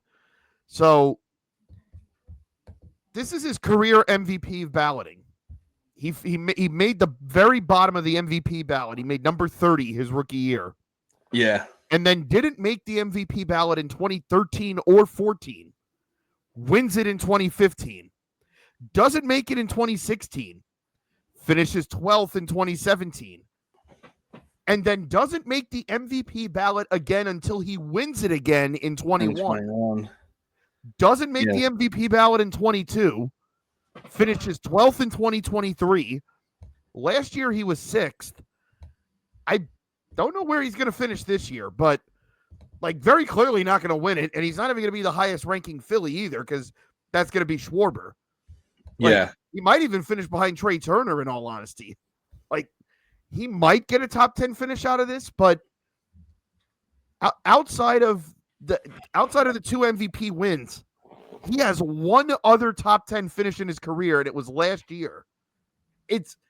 I think Bryce is walking into the Hall of Fame. Like, he's going to finish with at least over 400 home runs, probably over 5, in all honesty. He's going to walk in, but, man, it's going to be one of those, as it stands right now, we're going to look back and go, okay, yeah, he won the 2, but wait, he didn't have a top, like, he didn't finish second to somebody? He didn't, really? It's again, not refuting the credentials at all. Just saying like how weird it is, like even for someone that good, how hard it is to stay there. Yeah. Also, I am now picturing next year because his GM wonders if he can be elite again. He's going to show up wearing like a Joe Flacco or an Eli Manning jersey and be like, ha ha, he remembered the elite thing. Oh, brother. Yeah, probably. Anytime I see Bryce doing something not baseball related, it's just, it's the Oh Brothers soundbite. Just, all right. The one non-baseball thing he did that I liked was when someone before he turned 21 and he was playing in Canada and then they were like, "Oh, you can drink here. Like, did you have a drink?" And I think like his publicist was like, "Oh yeah, we're like not answering that or something. Like, do you have another question?" And then Bryce is just like, "That's a clown question, bro." I can't believe that's 13 years. Yeah, that is insane. That is insane. I mean, Bryce on the Yankees, it would be nice, but I don't see it happening. I don't really see him going anywhere. I think the Phillies, the Phillies know that their clock is ticking, but I think they try to keep it together for at least one more year before things really start to dismantle. I do. I mean, we kind of touched on this after the division series, but I think they've talked about. They do have a few free agents. I might buy some time here because I want to pull it up real quick, but they've pointed out like here's what the Phillies lineup looked like in the game that they got eliminated in the past 4 years, and basically, other than swapping out Trey Turner, and with Rhys Hoskins with Trey Turner, they've pretty much had the same lineup now for, or at least in their last game of the season, 4 straight times. Like, Yeah. at some point, you got to do something different, like just to see. You kind of got to start shaking things up if you really want to try to finish the job, because obviously you can't just keep doing the same thing. Yeah, I'm pulling that up because I like just to see how weird that would be. Yeah, this is where we talk about ruthlessness in sport, and it's like sentimentality can be a good thing sometimes. This is sometimes where it's like you got like, if you need 3 or 4 more wins, like how far do you want to go? Like how much do you really need it? Like sometimes you got to put that aside. Yeah. You do. I mean, like the Dodgers developed Corey Seager, and they're like, you know what? We see Ohtani on the horizon. We'll live with it. They were right. Yeah, they were right, and kind of worked out for everyone involved. I mean, the Rangers got their World Series, and they got him on the books now for the foreseeable future. And I mean, he's getting older now, so that contract probably won't age graciously, but also you got a World Series out of it, so who cares? So this has been the Phillies lineup for each game that they've been eliminated in this run. So Game 6 in the 2022 World Series, and I'm reading it off 1-9. Schwarber in left, Rhys Hoskins bitch ass at first, Real Muto catching, Bryce DHing, Castellanos in right, Bohm at third, Gene Segura at second, Matt Vierling in center, Edmundo Sosa at short. Zach Wheeler starts that game.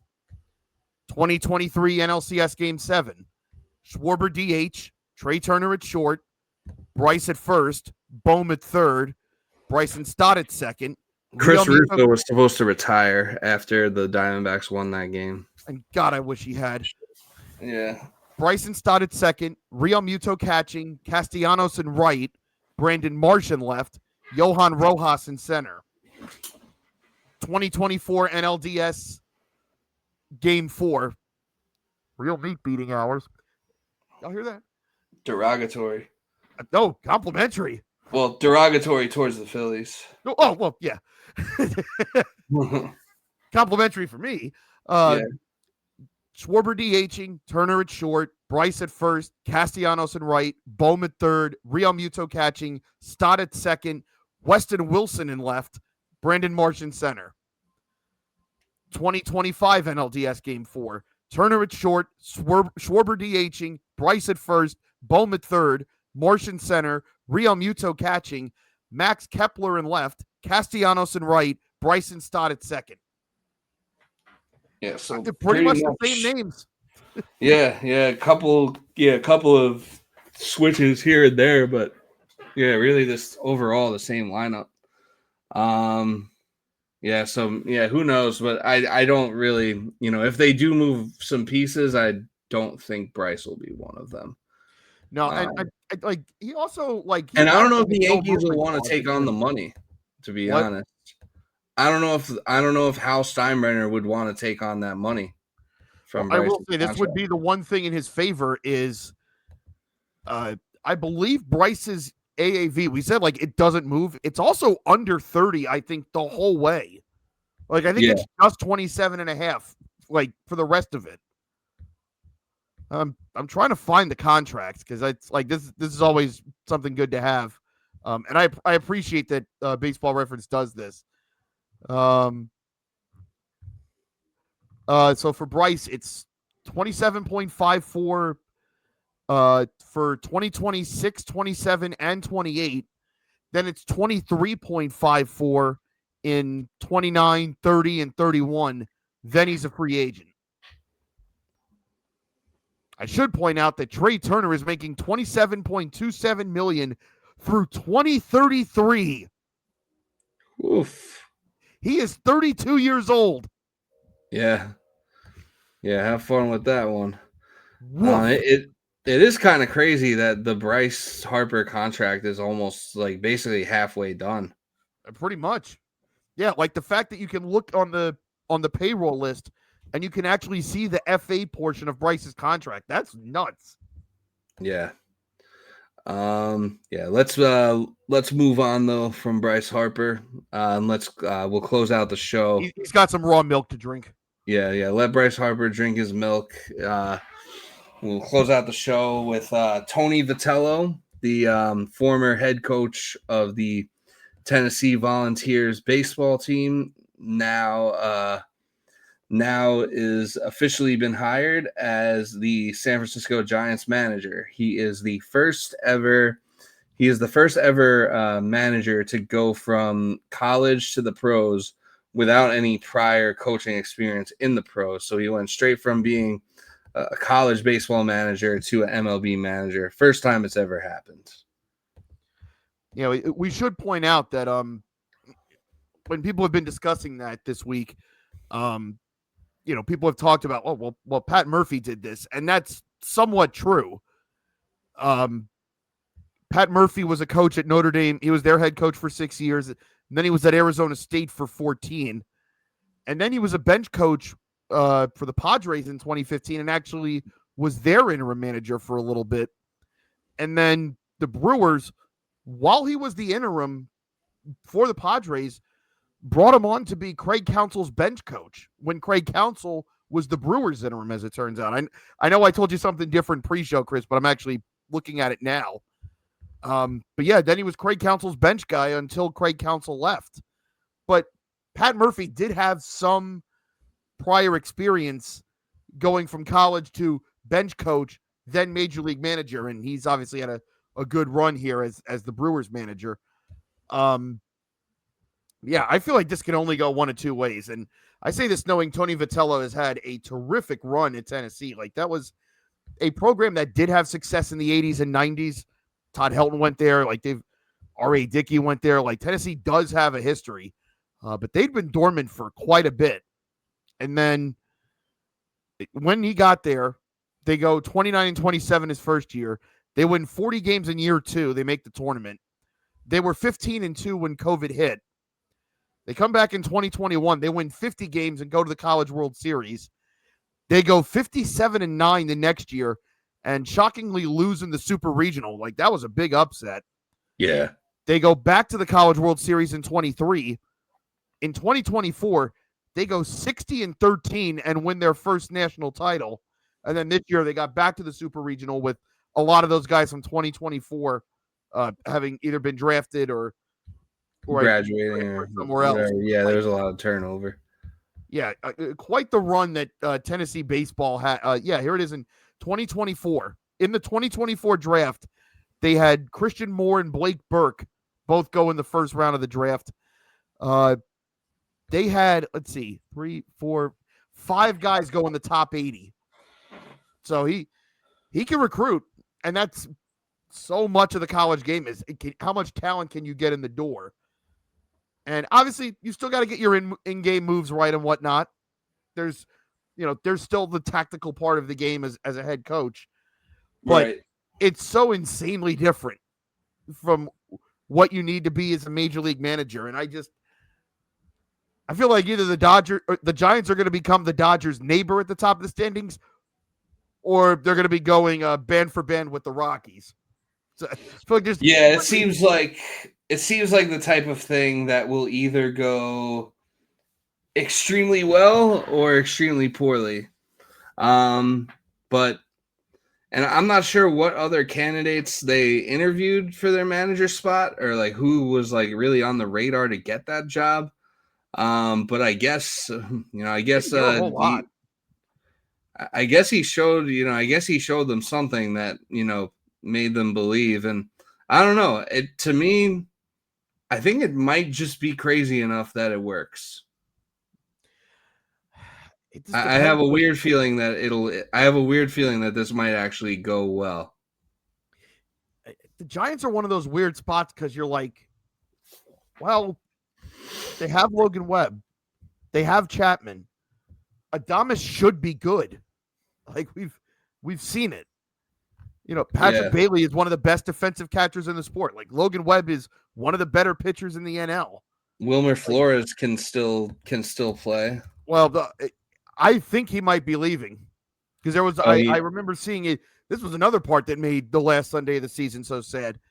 They took him out of the game so that he could get an ovation from the San Francisco fans, and I'm like, did something happen? And they're like, this is the last year of his contract with the Giants. He will likely not return. And I'm like, oh man, yeah. So I was already feeling bad, and then another punch right in the stomach. Yeah.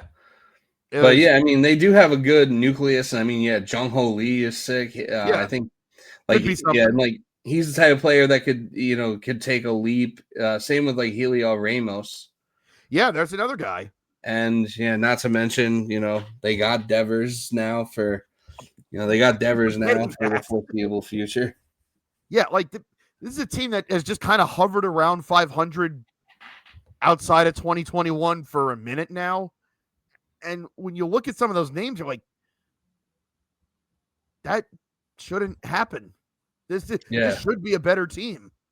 And I mean, part of that is you're playing the Dodgers and Padres so much that that can't help, but I don't know. Yeah, I think maybe I think it got to a point where things probably went stale with the old manager, and I think that it was one of those things where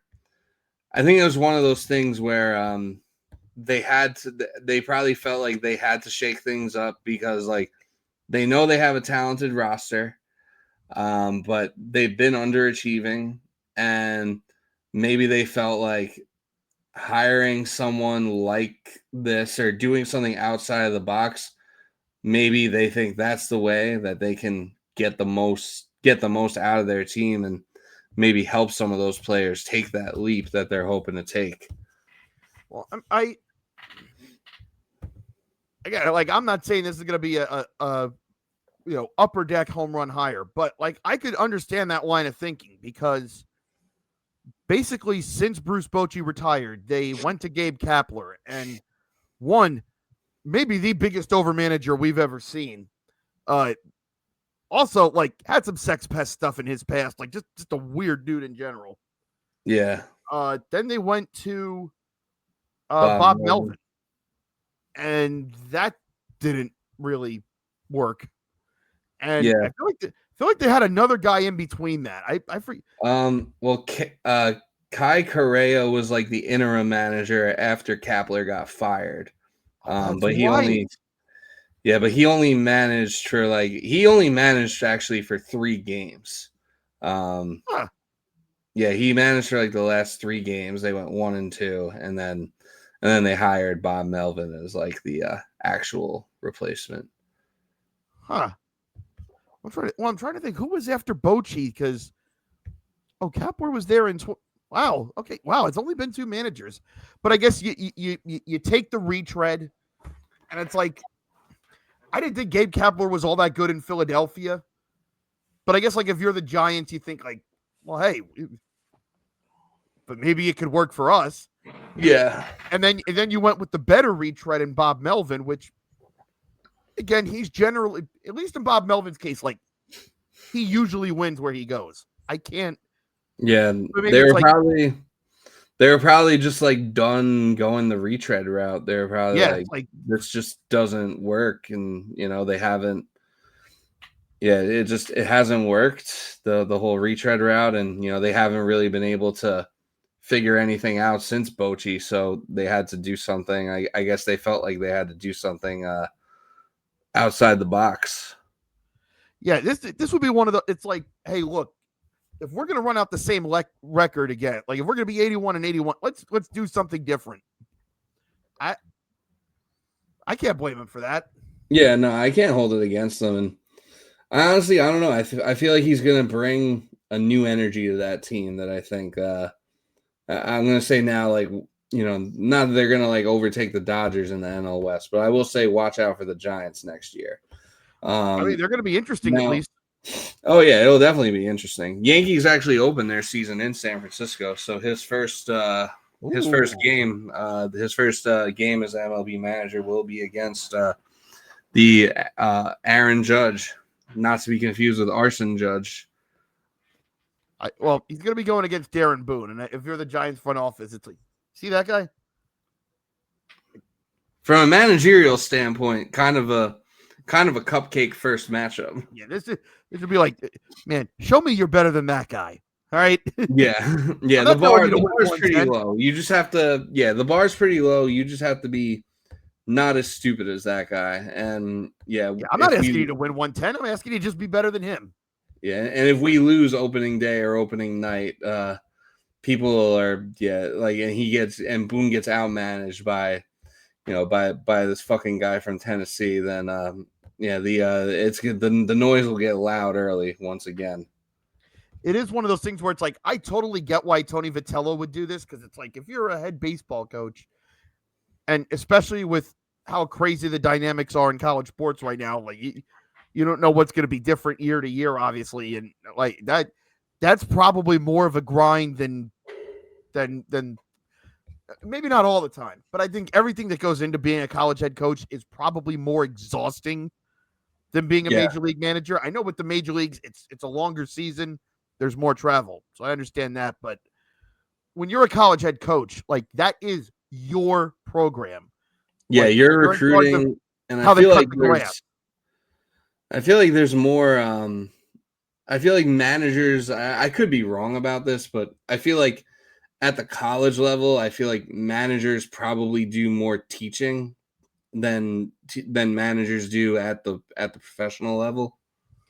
Yeah, like in college, it's like, you determine the roster, you determine who you want. It's like, you determine what style this team's going to be. You determine how they cut the grass, how bright the lights are, what your schedule is, who your non-conference, like what traditions you want, how you practice, like what your uniform style is going to be, how your team wears those uniforms. Like, are we wearing stirrups or are we wearing them long? Like, everything is basically under your control.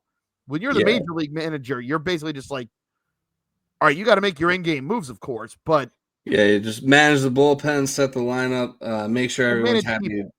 Make sure everyone's happy to show up to work. Basically, is your job. Yeah, and I guess that would be the thing that would worry me if I'm a Giants fan, is like, college head coaches don't necessarily have to worry about managing people. And I know there are obviously great college head coaches that are very good to their players, and are good at the You're man. gonna be managing a lot bigger egos too. Yeah, it's a different kind of man managing when you're in the major leagues. It's very different. And I guess I would just wonder, like, can he do that? Can he make sure that when, hey, all right, we just got swept, let's make sure this doesn't turn into 10 losses in a row. Like, that's the kind of guiding hand you have to be as a major league manager. You got to get these guys through 6 months. That usually is 70% of the job. You still have to manage your bullpen correctly. You still got to be able to push buttons and all that, but you got to keep them engaged.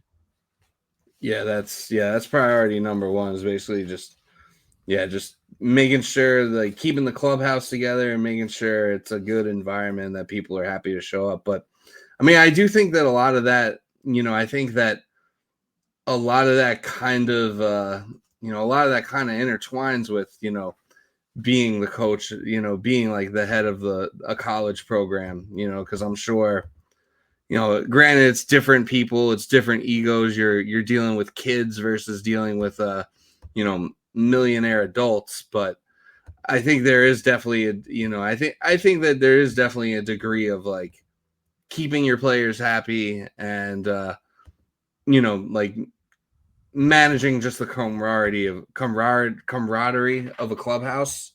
So I think, like, he'll have, overall he'll have less responsibilities. So I don't know. I mean, yeah, this could crash and burn and could go disastrously, but I have a weird feeling it's going to work out well for the Giants, especially he's pretty young too. He's only like 47, which I feel like is kind of young for an MLB manager. I feel like a lot of the MLB managers are a lot older than that. I imagine being him and he's like Oh man, this is great. I'm going to go to the major leagues. I get to manage a major league. It's what I always wanted, man. And I don't have to deal with an SEC schedule anymore. Who we got? Dodgers, We play who Padres. now? So you open with the Yankees, and then you play the Dodgers and Padres like 12 times. God damn it! This is like playing LSU every week. Yep, pretty much. Have fun. Oof. But yeah, I think on that note, we will wrap up the show. Do you have any final thoughts or final words here before we sign off? Just other than I go back to what I said at the beginning. Man, I really hope this is our turn next year. I really hope it's our fucking turn. Likewise for me. But yeah, no, hopefully at least one of our teams is hopefully at least one of our teams, we're talking about at least one of our teams at this point next year. But yeah, that'll do it for this one. Let's go Dodgers, I guess, and we will talk to you. We'll talk to you next time. Peace. See ya.